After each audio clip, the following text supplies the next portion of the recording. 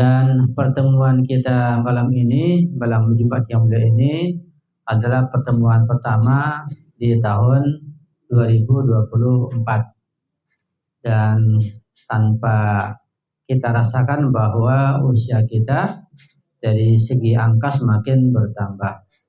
Sementara jatah kita untuk hidup ini semakin berkurang.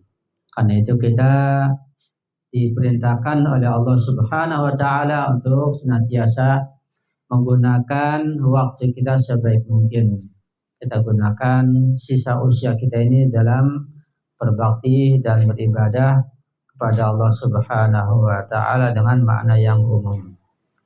Pada kesempatan yang mulia ini saya akan sedikit menyampaikan dan mengulas terkait dengan masalah kerugian orang-orang yang tidak menggunakan waktu dan kesempatannya dengan baik.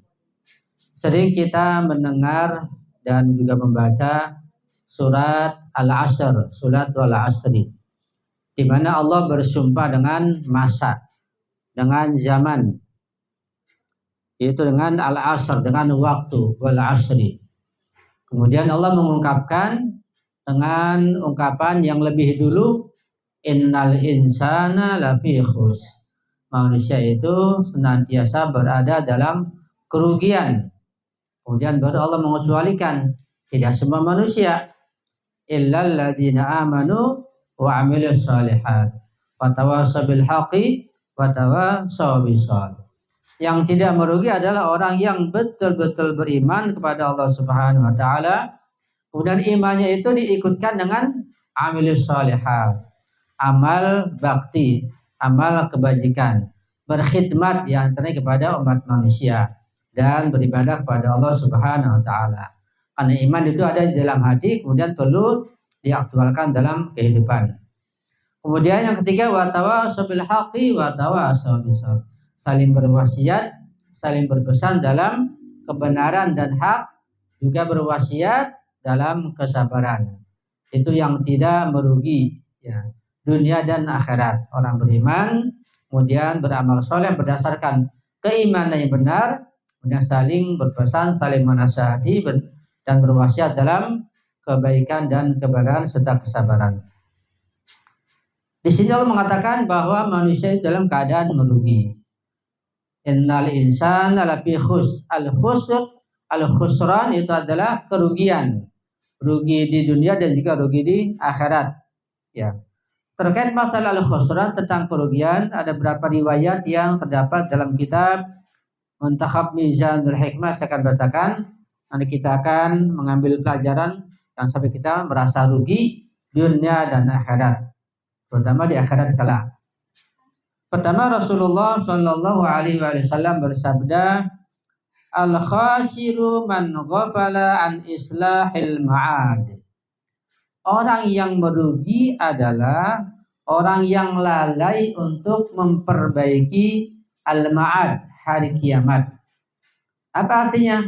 Artinya ketika kita mengetahui bahwa dunia ini dan juga kematian bukan akhir kehidupan, tapi sebagai awal kehidupan di alam barzakh dan akhirat, berarti nanti ada kehidupan yang abadi di akhirat. Nah, kehidupan yang abadi di akhirat itu tergantung amal perbuatan kita di dunia ini. Tidak mungkin kita menentukan nasib kita di akhirat nanti di akhirat. Nanti gimana? Saya sampai di sana kita tentukan nasib kita di akhirat. Enggak bisa, enggak begitu. Jadi aturan Allah, sunnatullah menetapkan bahwa untuk menetapkan nasib kita, menentukan keadaan kita di akhirat, sekarang ini kita tentukan. Nanti kita di akhirat bahagia atau sengsara, masuk surga atau neraka. Dari sekarang sudah bisa kita tetapkan, sudah bisa kita tentukan. Kalau kita beriman dengan iman yang baik, yang mendalam, yang benar, kemudian beramal soleh, berbuat kebaikan dan kebajikan berdasarkan iman yang benar itu, pasti kita tidak akan merugi dan terus orang yang bahagia dan beruntung di akhirat kelak. Karena itu kata Rasulullah, betapa ruginya orang yang nanti di akhirat ketika dia melihat bahwa amal ibadahnya kosong, tidak ada, karena dia tidak memperbaiki akhiratnya. Jadi memperoleh akhirat itu sekarang di dunia ini, ya, dengan amal perbuatan, dengan keimanan, dengan ilmu pengetahuan. Jika Rasulullah orang yang begitu adalah orang yang lalai, yang enggan, yang malas-malasan untuk memperbaiki hari akhiratnya. Hadis yang kedua, Rasulullah juga bersabda, al-munfiqu umrahu fi talabid dunya khasirus safqah adibat taufiq. Orang yang menggunakan usianya dan umurnya di dalam mencari dunia, mencari harta, cari kenikmatan duniawi, dia akan rugi jual belinya, rugi perdagangannya, rugi bisnisnya. Adimat taufik, dia kehilangan taufik. Jadi betapa banyaknya orang yang mencari kesenangan dunia saja, melupakan akhirat. Itu yang merugi perdagangannya, merugi bisnisnya, dan tidak mendapat taufik dari Allah Subhanahu wa taala. Kemudian tentang khasirat dunia wal akhirah, kerugian dunia juga dan akhirat juga. Jadi ada orang-orang yang rugi di dunia, nampaknya rugi, kelihatannya rugi, miskin, tapi di akhirat tidak rugi. Itu yang beruntung, ya kan, di akhirat. Ada juga orang yang kebalikannya, kelihatannya beruntung di dunia, senang, bahagia, hidupnya mewah, sejahtera, tapi di akhirat rugi. Ya, kenapa kesenangan sementara, tapi akhirat selama-lamanya rugi? Tapi ada juga orang yang rugi di dunia dan rugi di akhirat. Dan yang kita inginkan adalah atina, kita mohon pada Allah, fid dunya hasanah wa fil akhirati hasanah wa qina adzabannar. Untung di dunia, senang di dunia, sukses di dunia, juga sukses dan senang di akhirat dengan masuk surganya Allah Subhanahu wa taala. Itu yang kita tuntut. Jadi manusia ada 4 golongan, ya, 4 kelompok terkait dengan yang merugi dan tidak merugi. Ada yang manusia rugi di dunia, di akhirat tidak rugi. Ada yang tidak rugi di dunia, rugi di akhirat. Ada yang rugi dunia, rugi akhirat. Ada yang senang di dunia, untung, dan juga untung di akhirat. Itu yang kita tuntut. Allah Subhanahu wa taala berfirman di dalam surat Al-Hajj ayat 11, a'udzubillahi minasyaitonir rajim. Wa minan nasi may ya'budullaha ala harfin. Di antara umat manusia ada yang menyembah Allah, ada yang beribadah kepada Allah ala harfin, atas satu huruf. Apa makna atas satu huruf ala harfin?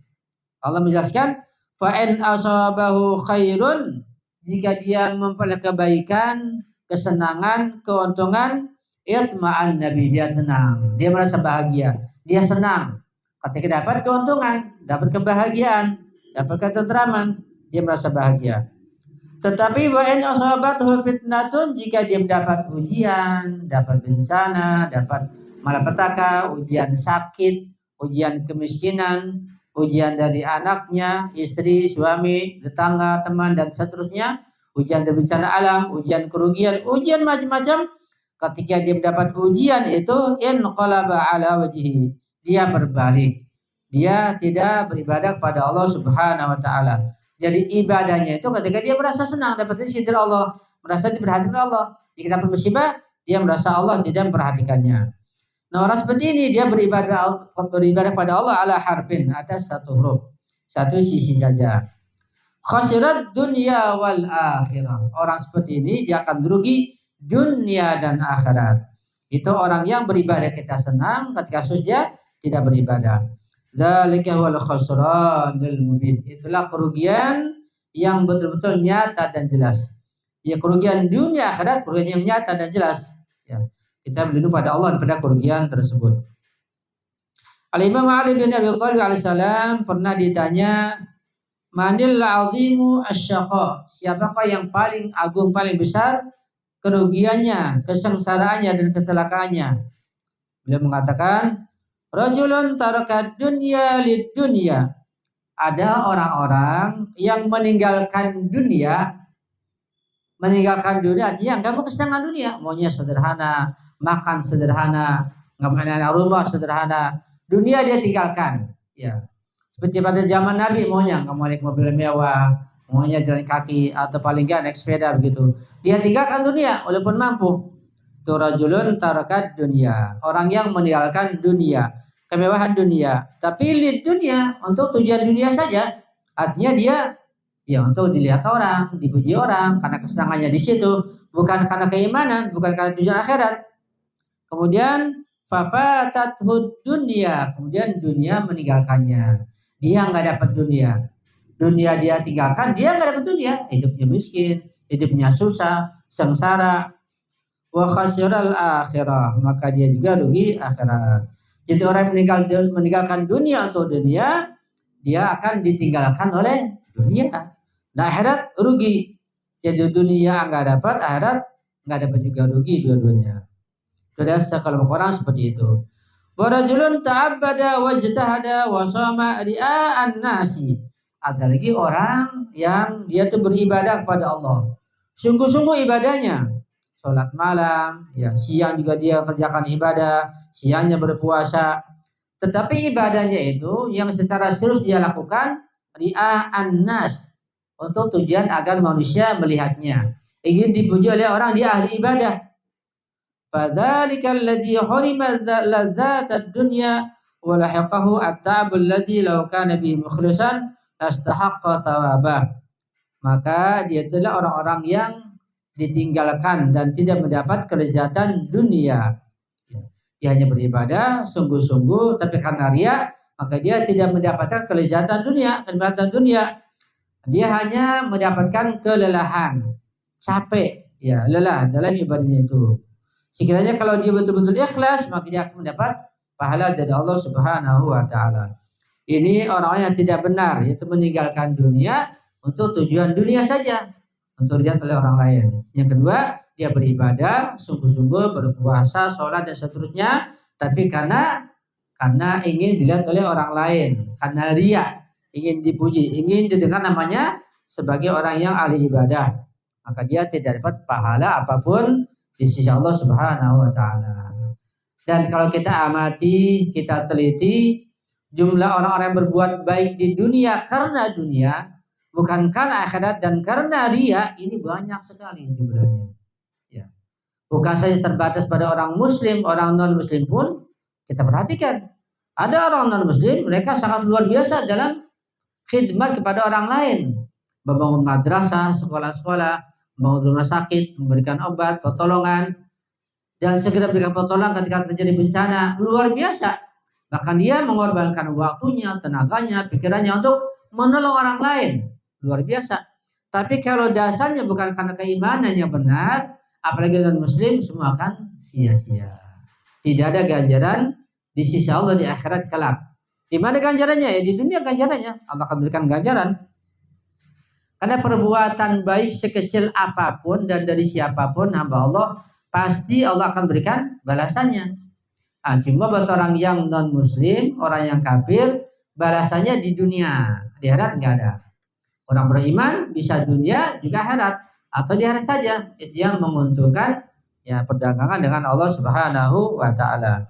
Itu orang yang menikah dunia karena dunia, ya, juga orang yang beribadah karena riya, ingin dipuja dan dipuji oleh Allah, oleh manusia. Kemudian akhsarun nas, orang yang paling merugi. Barusan sudah kita jelaskan tentang orang-orang yang merugi dunia dan akhirat. Berikutnya adalah orang yang akhsarun nas, paling merugi. Ya. Akibatnya dia masuk neraka kalau yang paling merugi. Kan merugi berdikatikan. Kalau rugi dia masuk neraka dan bersyafaat masih bisa pindah ke surga. Ya masih mendingan. Ini sudah paling rugi. Surga pun nggak dapat sama sekali. Siapakah orang yang paling rugi itu? Allah berfirman, "Qul hal nunabbikum bil akhsarina a'mala alladzina dhalla sa'yuhum fil hayatid dunya wa hum yahsabuna annahum yuhsinuna sun'a."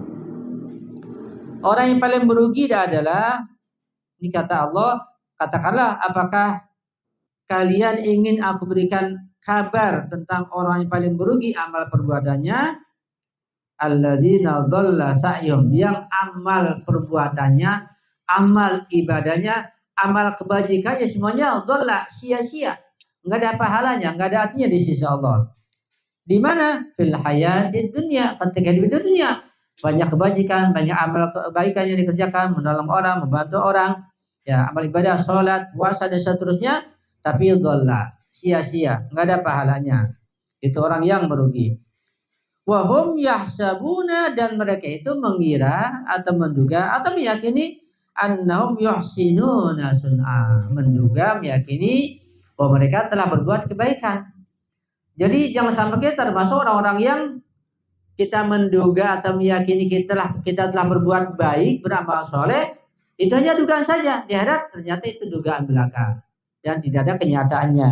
Kenapa? Karena bukan berlandasan keimanan yang hakiki yang benar kepada Allah Subhanahu wa taala. Itulah orang yang paling merugi.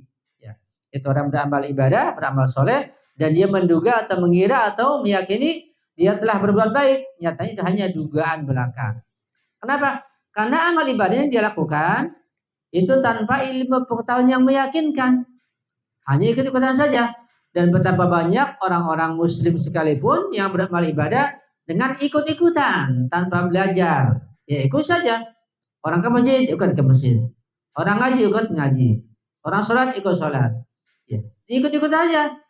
Jadi bukan berdasarkan karena dia belajar. Karena menuntut ilmu. Tidak mendalami.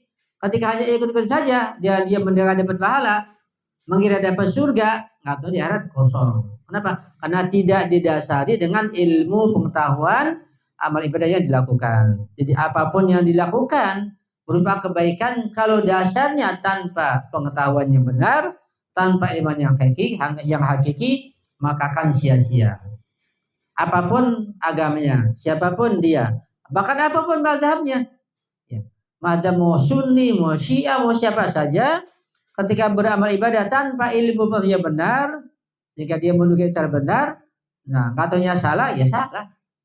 Di sini umum, bukan saja orang yang mazhab tertentu atau muslim tertentu, tidak. Semua manusia, siapapun, mau muslim, mau non-muslim, ahlul kitab, mau syiah, mau sunnah, kalau beramal ibadah tanpa landasan pengetahuan yang benar, nyatanya salah, tanpa iman yang hakiki dan nyatanya palsu, maka kan dhalla sa'yuhum. Usahanya akan sia-sia dan rugi di akhirat. Yang terakhir Imam Ali bin Abi Thalib alaihissalam berkata, "Inna akhsaran nasi sabqatan wahbatuhum sa'yan rajulun akhlaqa badanahu fi talabi malihi wa lam tusa'idhu al-maqadiru ala iradatihi. Fakharaja minad dunya bihasratihi wa qadima 'ala al-akhirati bitabi'atihi." Imam Ali berkata, sesungguhnya orang yang paling merugi jual belinya, bisnisnya, perdagangannya adalah orang yang telah bersusah payah dalam usahanya.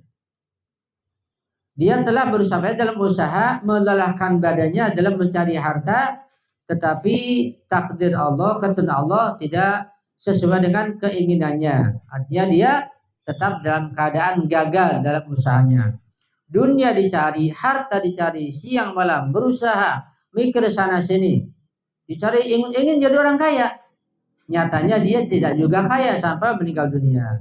Fakharaja minad dunya bihasrati, dia meninggal dunia dengan penyesalannya. Wa qadima 'alal akhirati bitabi'ati, dan dia menghadapi akhir akhirat, masuk ke hari akhirat dengan kelelahannya. Ini banyak terjadi. Ya, kita perhatikan banyak orang-orang yang berusaha mencari harta, kekayaan, bekerja sebisa mungkin, cita-cita ingin dicapai, sekolah ingin tinggi. Apa tujuannya? Ingin cari harta, ingin cari orang kaya. Ingin jadi orang kaya, ingin punya gedung, ingin punya mobil, ingin punya kedudukan. Apa tujuannya? Ya, ingin jadi orang kaya. Tujuannya dunia, bukan tujuan akhirat. Ya. Dan ketika dia tidak mendapatkan apa yang dia inginkan, maka dia akan menyesal. Hanya kelelahan. Sehingga meninggal dunia dalam keadaan adalah rugi dunia, rugi akhirat. Namanya ini akhsarun nas. Orang yang paling merugi. Sudah berusaha cari dunia nggak dapat, akhirat pun nggak dapat. Ya. Misalnya orang yang berusaha sekeras mungkin dari belajar dari kecil besar sampai kuliah, terus berusaha tujuannya agar dapat pekerjaan yang enak, yang empuk, punya jabatan, dapat gaji yang besar, bahkan sampai ke luar negeri usahakan untuk belajar, bahkan untuk bisnis ke luar negeri, tujuannya cari dunia, kemudian gagal, nggak dapat, sampai meninggal sebelum taubat. maka rugi dunia, rugi akhirat. Akhsarun nas, orang yang paling merugi. Dan juga tidak sedikit orang-orang yang dari kampung, dari desa datang ke kota, tujuannya cari duit. Di kampung, ya nggak punya sawah, nggak punya apa-apa, kerja dia susah, nganggur terus. Dia merantau ke Jakarta. Apa tujuannya? Cari duit, cari pekerjaan. Dia merintis dari nol, bekerja dari mulai susah payah, ya mengumpulkan uang, keuntungannya 100, 200, sejuta, 2 juta, terus dia tumpuk, berusaha mengontrak susah payah, menghemat hidupnya, makan nasi dengan garam cukup dengan ikan asin, terus dia usahakan dengan susah payah. Baru mampu beli rumah, masih terus mencari siang malam ini, keburu meninggal dunia, rugi dunia dan akhirat. Nah tujuannya cari kekayaan, cari harta, ingin perbaiki hidupnya, lupa akhirat. Iya nggak apa-apa merantau manapun, cari dunia boleh, tapi jangan lupakan akhirat. Sehingga seimbang, dunia dapat, akhirat dapat. Paling tidak dunia tidak dapat, akhirat akan dapat. Kalau seperti itu mengajar dunia, lupa akhirat, enggak ngaji. Sholat pun ikut-ikutan, ngaji ikut sekitar untuk mengikuti lingkungannya. Karena merantau, tinggal di satu tempat, lingkungannya pada sholat. Enggak enak kalau enggak sholat, ya sholat dah. Tetangga ngajak ngaji, enggak enak kalau enggak ngaji, ikut ngaji dah kadang-kadangnya. Tapi pikirannya dan usahanya terus menerus siang malam untuk mencari kekayaan, harta, uang dan seterusnya. Ya. Belum mencapai yang dia inginkan, baru meninggal dunia. Dan tidak mungkin karena tamanya bisa mencapai apa yang diinginkan, karena setiap yang dicapai satu langkah akan menuntut langkah yang berikutnya. Ketika awalnya dia mengontrak, dia punya cita-cita kapan dia punya rumah, ngontrak terus nggak enak begitu. Suatu saat dia punya rumah, sudah beli rumah, sudah punya sekarang, berangan-angan kapan dia punya motor punya kebeli juga setelah sekian tahun. Kapan dia punya mobil? Terus saja begitu, nggak pernah habis. Hal yang begini ini kalau tidak mengenal akhirat, tidak mengaji sungguh-sungguh, tidak menuntut ilmu, akhsarun nas, orang yang paling merugi. Dan orang seperti banyak sekali yang kita saksikan di muka bumi ini. Merantau ke luar negeri, jadi pembantu, jadi pekerja, ya. Di Sanjago lupa daratan. Naudzubillah, banyak sekali. Kalau merantau mungkin ke Saudi masih mending, masih ada mungkin bisa ingat ada Mekah, ada haji. Tapi yang merantau ke Korea, ke Hong Kong, ke Cina, ini bagaimana? Gimana makannya? Mereka sana penuh dengan daging babi. Gimana ibadahnya? Mengaji di mana? Gimana pergaulannya? Ya, di sini akhsarun nas mengancamnya rugi dunia dan akhirat. Bahkan, ya, kalau kita ceritakan nggak habis-habis. Ya, ketika mengirimkan uang gaji nanti malah diselewengkan oleh anaknya, oleh suaminya, oleh yang lain. Sehingga menyesal, rugi dunia dan akhirat. Jangan sampai kita mengalami seperti itu. Jangan sampai anak kita, keluarga kita, atau teman kita mengalami hal seperti ini. Kita kasih tahu, ya, kalau merantau jangan sampai meninggalkan belajar agama, beribadah pada Allah, sehingga tidak rugi dunia dan akhirat. Insyaallah. Itu saja dari saya. Mudah-mudahan ini bermanfaat kita semuanya.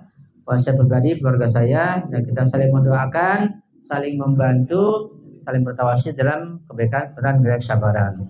Ya, sekian saja saya akhiri. Wassalamualaikum warahmatullahi wabarakatuh.